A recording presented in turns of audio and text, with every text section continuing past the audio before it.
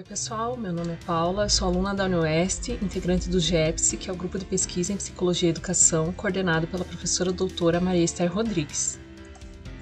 Eu estou fazendo esse vídeo para apresentar algumas intervenções pedagógicas que podem ser realizadas com alunos com dislexia no ensino fundamental.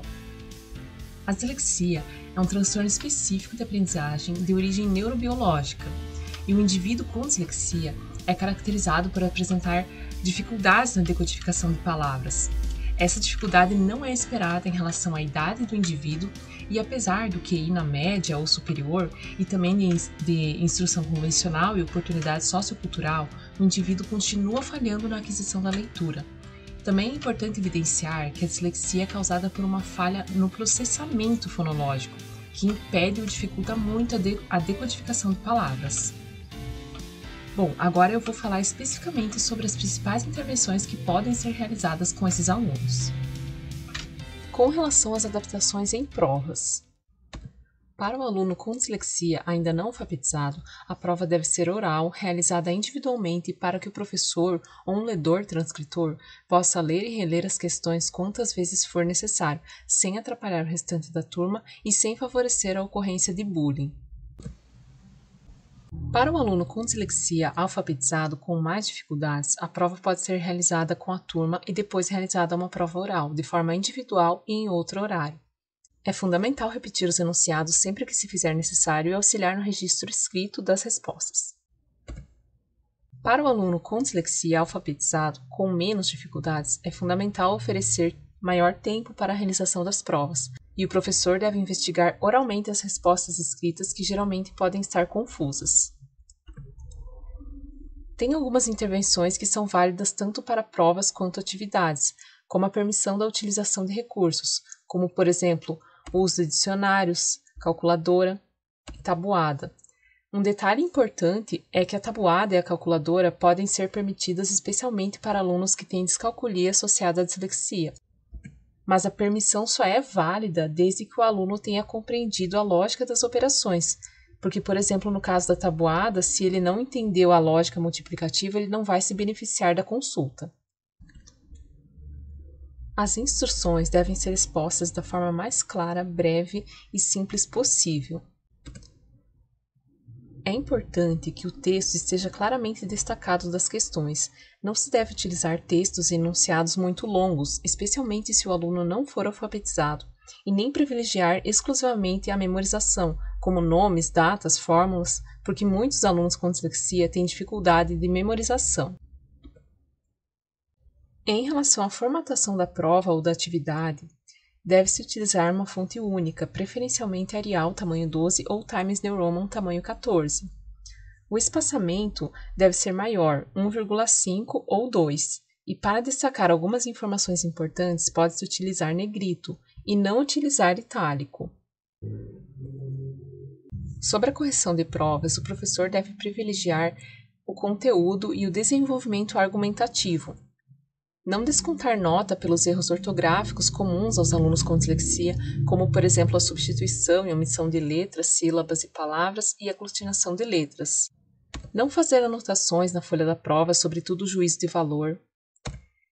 Antes de fechar a nota, é fundamental esclarecer com o aluno respostas escritas geralmente confusas e, se necessário, deve-se retomar a prova e verificar oralmente o que o aluno quis dizer com o que escreveu.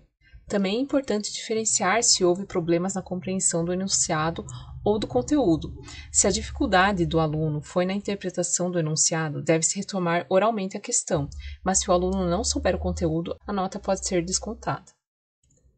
É importante permitir modos alternativos de avaliação para complementar as avaliações escritas. Dá para solicitar, por exemplo, a construção de maquetes, construção de esquemas, seminários, dramatizações, entre outros. Agora, em relação a adaptações gerais. Sempre verificar se o aluno compreendeu as instruções para determinadas tarefas, trabalhos, e quando for necessário repetir e explicar de diferentes formas, como, por exemplo, diagramas, esquemas, ilustrações, entre outros. É importante também incentivar revisões frequentes do conteúdo. Também deve-se evitar atividades de cópia do quadro. O ideal é fornecer atividades impressas para que o aluno não perca tempo copiando, porque é comum que o aluno copie errado e depois não compreende o que escreveu, e isso pode impedir a realização de um dever de casa, por exemplo. Outra adaptação muito importante é que não se deve insistir em exercícios de fixação repetitivos e numerosos, porque isso não diminui a dificuldade do aluno com dislexia. Pelo contrário, pode aumentar a aversão do aluno. Ao invés disso, tem que priorizar a aprendizagem pela compreensão do contexto, porque se o conteúdo não for internalizado, o aluno vai continuar errando. É fundamental observar se o aluno está se integrando com os colegas, porque a dificuldade para atividades que envolvem a leitura pode levar os colegas a rejeitar esse aluno em ocasiões como provas em dupla, trabalhos em grupo. Então, o professor precisa sempre contribuir para a inserção desse aluno, atribuindo atividades onde ele possa ser bem-sucedido, como, por exemplo, a construção de cartazes, montagem de slides, dentre outros. Os alunos com dislexia, assim como outros alunos com necessidades educacionais, são muito facilmente alvo de preconceito e de bullying, e isso pode ocasionar consequências sérias, como a recusa em ir à escola e problemas emocionais. Por isso é importante evitar situações que evidenciem as dificuldades desse aluno, como, por exemplo, ler em voz alta, já que a leitura é a principal dificuldade do aluno com dislexia. Todas essas intervenções são recomendadas por materiais informativos destinados ao atendimento, à pesquisa e intervenção com pessoas com necessidades educacionais especiais. Tem muitas outras intervenções que podem ser realizadas com esses alunos, mas vale lembrar que, independente da natureza das adaptações recomendadas por esses materiais, não se dispensa a construção de um plano de ensino individual, porque não faz sentido pensar em atendimento às necessidades educacionais de modo independente do indivíduo, porque as necessidades educacionais são do indivíduo, por isso têm que ser individualizadas. Um outro detalhe é que não existem adaptações a diagnóstico. O que existem são adaptações a indivíduos com necessidades. Então, não se pode pensar em avaliação desvinculada de objetivos e meios, e nem adaptações desvinculadas de planejamento individual. Por isso é necessário coerência e consistência orgânica da proposta geral. Basicamente é isso. Se você tiver curiosidade em saber mais detalhadamente sobre intervenções que vão desde o ensino fundamental até o ensino superior com alunos com dislexia e também saber como construir um plano de ensino individual, acesse o trabalho Kozlowski Rodrigues 2020, que está disponibilizado na descrição do vídeo. E é isso. Eu espero ter ajudado. Um abraço. Tchau, tchau.